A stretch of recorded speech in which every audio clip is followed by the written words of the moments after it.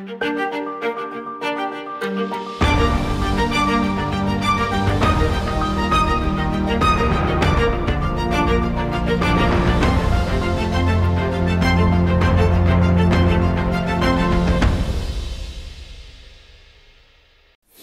right, good day to you. It is April the 9th, 2021, and I hope you're having a great day wherever you are. If this is in fact your first time ever listening to Search for Signs and you're listening to it for the very, very first time, well, welcome. And I want to thank you for checking out this channel. My name is Gary Willing. But let me just tell you briefly about what we talk about, and then we'll get on into the video, okay? What we talk about is we talk about the emergence of Maitreya and the Masters of Wisdom. And we talk about why are the Masters returning now? Why is it important that they're doing this at this particular time? And of course, what does it mean for you and only you? No, that last little bit's a joke. What does it mean for everybody? But you're a part of the world, so I mean, it does pertain to you too. Okay, now, really, the two most important things that we talk about, I get a lot of questions based on religious, views about what we talk about, a lot of comments that we talk about and so forth. But the two most important things that we look at, and I like to talk about in the beginning because there are people who have never heard of this information or are coming up on it on the first time, and I just want to kind of lay it out there that this is the most important thing that we talk about. Everything else is just gravy, as they say. The first is the many miracle signs that have been going on for decades. And there's evidence of three things. But the first thing is these miracles have been going on for decades, and they've been happening to people of religious faith and people of no religious faith. And amongst the religions, they're happening to every single religion. So Christians are having their miracles, Muslims are having theirs, Hindus are having theirs, of course, Jewish people are having theirs, and the Buddhists are having theirs as well. But then there are also probably a larger segment of people who are having miracles and experiencing these miracles as well that aren't practicing any kind of religion. So, the thing that I want you to look at, if you're unaware of these miracles, when you search for it on Google, look for it from the fact that each religion is having these miracles. So, in the Christian faith, this is just some of the miracles that have happened.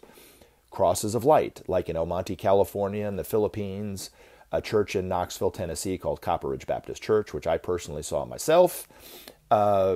Healing waters of Tlacote, Mexico, which hundreds of thousands of people go every month, really, to experience the healing waters there. There's also one in northern Germany and one in India.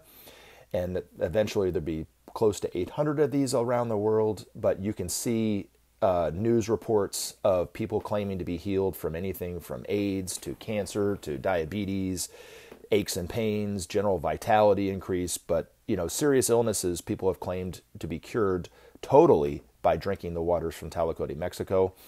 Let's see, what else? Weeping icons, the visions of the Madonna. There was actually a time when there was a beautiful image of the Madonna that appeared on a bank building in Clearwater, Florida. You can look that up. Now, the Hindus have had their miracles, like the Hindu milk miracle that happened in 96, when people would put spoonfuls of milk up to Ganesh, statues and so forth, and it would just disappear in, plain sight. And then scientists tried to investigate what was really going on. Was there a tube up there that was vacuuming up the milk, and there was nothing in the statues but just statue? There was no trick to it. It just disappeared. Other things like UFO sightings, crop circles, crop patterns, the Norwegian spiral. But then there's also people who have claimed to have been cured miraculously from some kind of terminal illness or saved from some accident that would have normally killed a person. And they attribute that to either some kind of divine hand or angels or something like this. But these are just some simple miracles that have been going on. Not simple, but simple ways of explaining miracles that you can do your own research, I guess is a better way of explaining it. And you can see it for yourself that what I'm saying is true. Now, the three things that we talk about in terms of these miracles and why they're so important. Okay, the first is they're leaving people with hope. By and large, they're leaving people with hope. With the exception of maybe a UFO sighting, where some people are left with a greater sense of fear because they have such a misunderstanding of why UFOs are here through the media, through alternative media, and of course through movies. They might be scared of seeing a UFO sighting. But people who have experienced miracles, by and large, are left with a greater sense of hope. So there are evidence of hope out there. Now, because they're happening to every single religious group and people of no particular religious faith, I think they're evidence of us being one family, and that the hope for humanity is for everyone, not just for the Christians. I couldn't say that if the Christians were the only ones having their miracles and nobody else was. So it is evidence that we are one. Also, I think, and you can disagree with me on this, and this is fine. This is just for you to consider, but time will show that there's truth to this, that the miracles that have been going on for the religious and the non-religious is that the awaited teacher who made a promise to each one of the religious groups is back, and has been back since the late 70s, really, and has now started to speak on TV. And this is very important. And like I said, if you don't listen to anything other than this, this is the most important thing that we talk about, is the teacher is already here speaking on TV. He's not claiming to be the Christ. He's not claiming to be the Imam Mahdi for the Muslims or even the world teacher Maitreya. He is just presenting himself as an ordinary person. But even as an ordinary person, he's deeply, deeply, deeply concerned about the problems that are facing humanity and the solutions that we can take ourselves to solve that problem. So the most important thing that Maitreya says that humanity must do now is humanity must create peace. Our very survival depends on whether we do this. Now, the path to peace is quite simple, laid out by the teacher. Without sharing, there could be no justice. Without justice, there could be no peace. And without peace, there could be no future. The principle of sharing is, I'm going to explain it in just a couple sentences, but it's on a national and an international level first, where the nations take the excesses that they're not using of resources and giving it freely to other nations.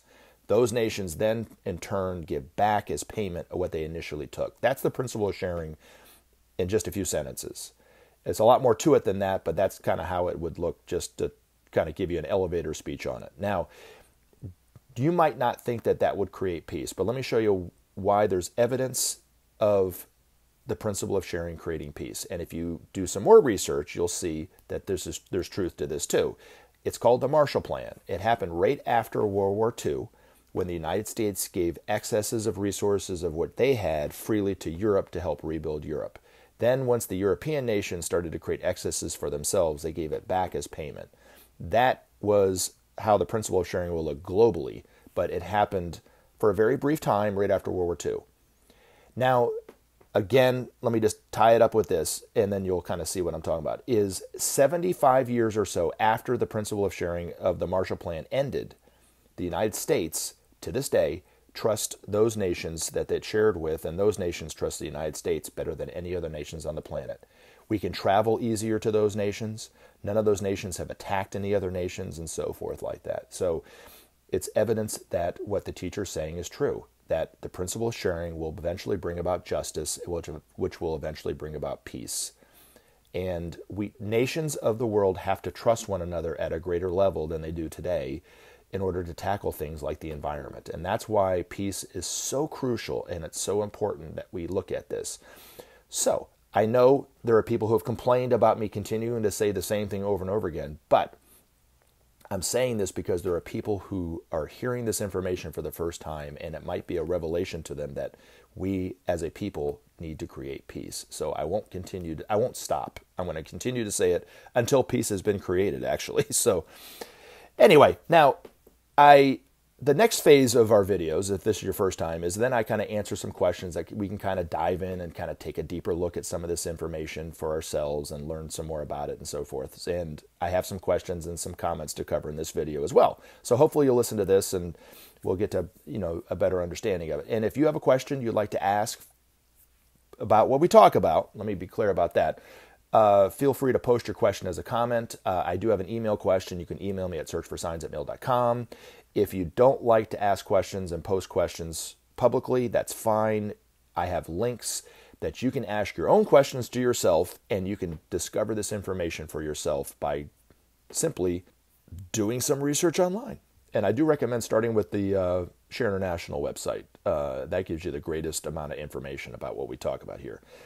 Again, and also too, I have two other disclaimers to talk about.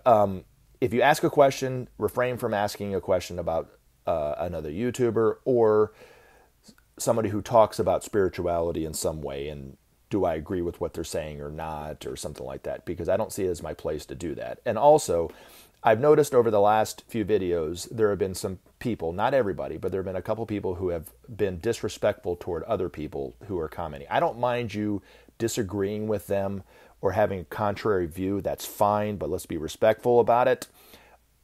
You can say whatever you want to say about me. I don't really give a crap. You know what I'm saying? I'm just presenting this information for you to consider anyway, and I know it triggers a lot of people's emotions.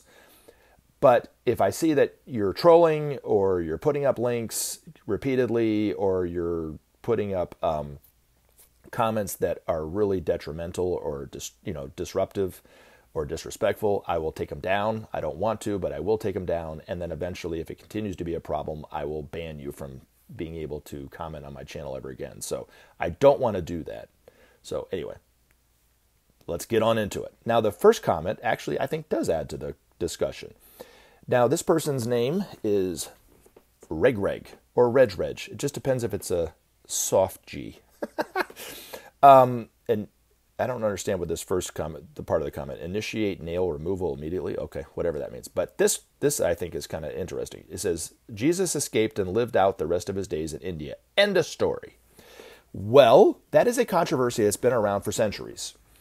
And it stems from a germ of truth. Now, according to the ageless wisdom teachings, Jesus did die on the cross. He was, quote unquote, raised from the dead 3 days later.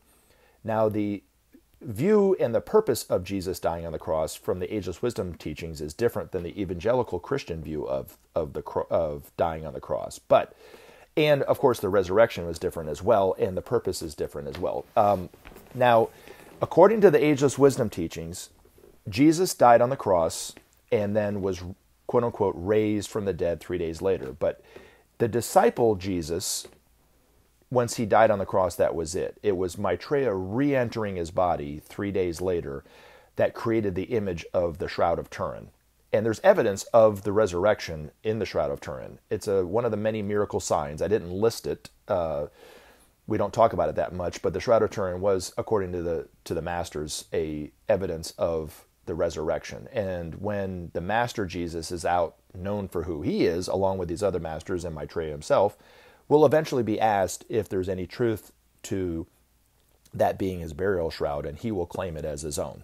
So then that will kind of put to rest, for the majority of us who are, seeing these masters and learning from these masters, they'll put to rest any kind of controversy in our mind. Now, where the germ of truth comes into what you said is, according to the ageless wisdom teachings, Jesus, when he died on the cross, he was reincarnated 7 years later as the Greek philosopher Apollonius of Tyana, and then eventually became a master in that lifetime. He's not quite as well known in that lifetime as he was as Jesus, but Jesus actually appeared several times in different reincarnational lives in the Bible. Joseph, son of Nun, during the time of Moses, Joseph during the time of Ezra, and then, of course, of Jesus, and then Apollonius of Tyana. And that's where the controversy comes from, where Jesus escaped somehow and lived out the rest of his days as a Greek philosopher and then went to India and so forth. But according to one of these masters, Jesus became aware, or when he was Apollonius of Tyana, he became aware of his previous lifetime as Jesus at a very, very early age, maybe 4 or 5 years old. And then some of the younger disciples who knew Jesus went and visited him, in Greece, when he was Apollonius of Tyana. Now, be that as it may, you might agree with that, you might not, doesn't really matter, but in no way, shape, or form does that mean that that's the end of the story. And this is only the beginning of the hope for mankind of the Son of Man coming back. The Son of Man comes back now to teach all humanity and how to live together as one family, but also to how to create the structures that support that, the economic structures that support that, the political structures that support that truth that we are one. That's why the teacher comes back now. Oh, but he can't do it alone. He's coming back with his group of disciples to teach us how to live, how to share, how to create peace. It's not the end of the story. It's just the beginning of the story, really. So, but I do thank you for the comment. Now, the next comment, or question, actually, excuse me. The Bible condemns sorcery, for example, in the book of Deuteronomy. It condemns divination, spell casting, and consulting the dead. What Maitreya does, it could fall into that category. Does it really? Huh. Could you address that point? Well, yeah, very easily. In no way, shape, or form have I ever talked about any of this in terms of that. And anything that Benjamin Creme said, talking about Maitreya's purpose and, so I think it's really kind of as they say, much ado about nothing. Maitreya's single biggest reason for coming back, and I always say, why are the masters returning now? Why is it important that they're returning now? The reason why the teacher is speaking on TV at this moment in time, and eventually will be more known for who he is, and then eventually declare himself, and then the masters will come out and teach us how to live and build the structures, is because we're moving from one age to another. We're moving from the age of Pisces into the age of Aquarius. And the age of Pisces led to a very strong, potent individuality. Now, that's from the spiritual path. There was a divine reason why we went through the in the age of Pisces, and that created that powerful, potent personality. But there's also a reason why we're moving into a new time when the energies that will create the civilization that we're moving into are quite different than the past. And so humanity in and of itself is moving into it, whether we're aware of it or not, into this new age, which the energies create a whole new civilization. But the old is dying. The old ways of relating to one another and the old structures are falling away. They have no energy left.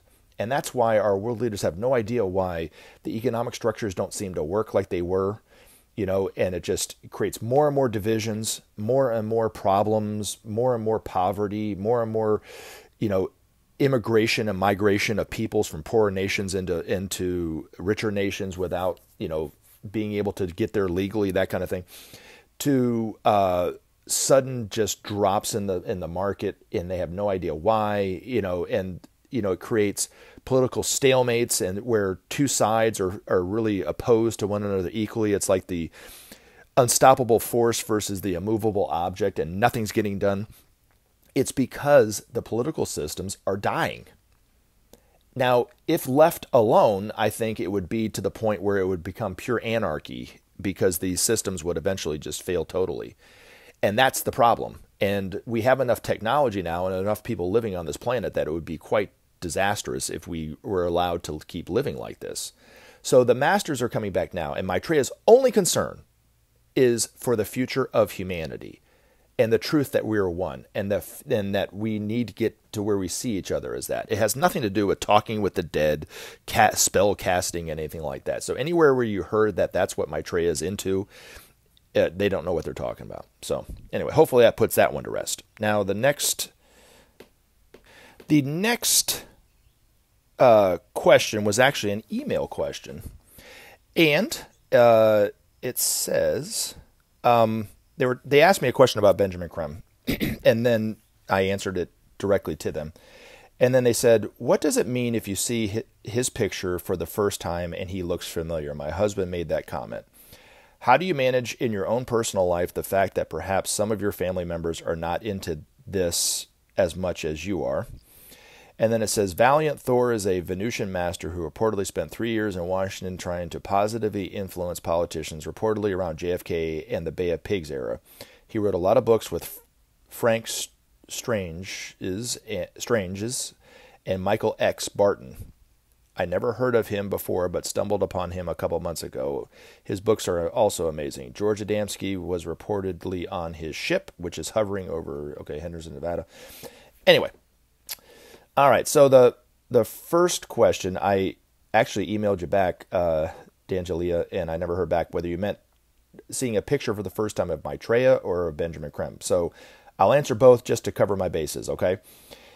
If you saw a picture of Benjamin Creme and you look familiar, it could be one of two things. It could be somebody that you know in your past that looks like him, and it just, your subconscious is kind of saying, wow, that looks like, so-and-so, right? That happens all the time. But also could happen, and it's a very strong likelihood, is the pictures that Benjamin Creme had in his books of himself just sitting there. So like the official picture of Benjamin Creme, not just a casual picture that was just taken by somebody else. His master or Maitreya overshadowed him during that picture being taken. So you might energetically be picking up on that fact that Maitreya overshadowed him. Now, if it was a picture of Maitreya, that was my first experience when I saw a picture of Maitreya. The one of him in Nairobi, Kenya, which is the most well-known picture of Maitreya, where he appeared out of the blue to 5,000 or 6,000 people in front of Maria Katz's fundamentalist Christian group, and then spoke in perfect Swahili for 17 or 18 minutes and then disappeared the same way that he appeared. There were some pictures taken of him, and that's the most well-known. He's got the white headdress and the white robe and the blue kind of rim around it. That, when I saw that picture, I was, for the first time in Maitreya's Mission Volume 2, I had the same reaction. I was like, where have I seen him before, right? I recognized him. Well, I had already seen Maitreya before. I didn't realize it until after I started reading this information. I started to remember experiences I had when I was a kid. Now, Maitreya didn't look like that. He can look however he wants to look when he approaches us now, okay? But how he looks on TV is how he looks, but he can appear as what's called a familiar to someone, and it's a little bit of his energy, but he can speak to that person directly that way. And any one of these masters have been known to do that. Master Jesus has been known to do that, and some of these other masters, the master in Tokyo has done it a lot of times, and people have asked Mr. Creme if that was the master in Tokyo or whatever. But Maitreya's energy is quite unique. Now, he embodies the Christ principle. He's more advanced than an average master. So his consciousness is, we don't really understand what his consciousness can do. So if you see a picture of Maitreya, or if you see him on TV and recognize him on TV, I'm sure there will be this bit of, I've seen him before. Where have I seen him before? Because more than likely you have, right? Or he might not have looked like that, but the energy you're picking up on is that familiarity that you had with Maitreya, right? So that happens all the time. I've said many times in these videos, when people finally recognize Maitreya on TV, that would be their reaction is, where have I seen him before? And you might have seen him on TV and not recognized him or remembered it. There have been instances, I know when I read the book, The Essene, The Gospel of Truth, or Gospel of Peace, Peace, I think. It's not truth. It was writings about Jesus' life that were written on and were found in the Dead Sea Scrolls. And one of the things that they talked about, one of the experiences that the people around Jesus had when they saw Jesus, they had all these questions in their head about what they wanted to ask Jesus. And when they saw Jesus, they forgot the questions that they were going to ask. And they were just kind of there like little children watching him. And then when he left, they remembered it, what their question was. Like, oh, crud, I forgot to ask him this question. And there have actually been things in the writings of the Buddha where the same experience happened to the people. And I've often wondered if, just as a hypothesis, when people see or are seeing Maitreya on TV, of course he's not recognizing himself as Maitreya, they're not recognizing him as Maitreya. But the question, even in their mind, is that Maitreya might have been removed because of the energy of Maitreya. I don't know. And then they go back and they hear what he says, and then they kind of go on with their day and they forget that they even asked that question to themselves, or they were, you see what I'm saying? So that could very well be it. But then when they see him, they're like, oh, I've seen him before. So if you were talking about Maitreya, I think it's more of an energetic thing. If it's Benjamin Creme's picture, I think it's the energy of Maitreya that you're picking up on, that you're recognizing. But that's just my own personal opinion. Now, in terms of how do I manage my own personal life, the fact of perhaps some of my family members are not into this as much as I am, none of my family members are into this as much as I am. So I simply present this information and those people in my life who say something or ask a question or something like to that effect, that I can give them a little bit of this information to see where they take it. So if they are not interested in it, they don't ask questions that bring up anything. So therefore I don't talk about it. You know, you yourself even said, you know, in an email to me, you know, you just can't go running to the town square and yell out that Christ is back. You know, it's the same thing with people in your life. You can't do that either, right? Maitreya has asked, you know, those people who know this information, who believe it on any level, to share this with people who are interested in this, not just with everybody. You know what I'm saying? So you can't just go and, hey, you know, the Christ is back. You know, that might not work like that. You know, but if the opportunity arises, then tell them. You know, but other than that, you know, like there are people in my life, coworkers, friends, family members, close family members, who know nothing about this side of me, where this has been his life for the last 20 some odd years, and how important it is, and all the experiences that I've had. I haven't had an opportunity to tell them yet. You know what I mean? Maybe when they recognize Maitreya on TV, I'll be able to tell them, right? But I kind of leave it to them to kind of approach me on it, you know? My mom is probably the only one that's really inquired on it. My mother is not a fundamentalist Christian. She's more of a middle-of-the-road Methodist type of Christian. But she's more open to this information than other people in my life. So, and there are some people in my life who I've told, and they know about this, and they're okay with it. They might believe it, they might not. But like I said, I just kind of present. And if I do tell them about it, I just tell them about it. And if they don't do anything with it, they don't do anything with it. And I kind of move on with my day, just like these videos. I do the same thing with everybody who's listening to this. So hopefully that helps. All right. Now, in terms of the Venusian master, I don't know if necessarily he was a master per se, but I know Benjamin Creme talked about there were several Venusian space brothers working as lower-level advisors to JFK. And they were conscious of being from the planet Venus. They look just like us, so they're not alien-looking, you know, like we would see in a movie or something. I mean, they look just, you know, like humanoids, you know. But were working in and around JFK, and did help to divert that crisis. And if it wasn't for their help, we might not have. And the one thing that I thought that was interesting was, and I don't have the quote in front of me, unfortunately, but you know, one of JFK's most iconic and famous speeches was, you know, he said something about, we all cherish our children's future, we all breathe the same air, something to that effect, right? You remember that? I mean, anytime you hear JFK's speeches, that's one of them that comes up a lot, right? And there's a lot of power and truth to it, what he said, right? We do all cherish our children's future. We do all breathe the same air. He was talking about the unity that we all, you know, the oneness that we all share, right? Well, there was more to it than that.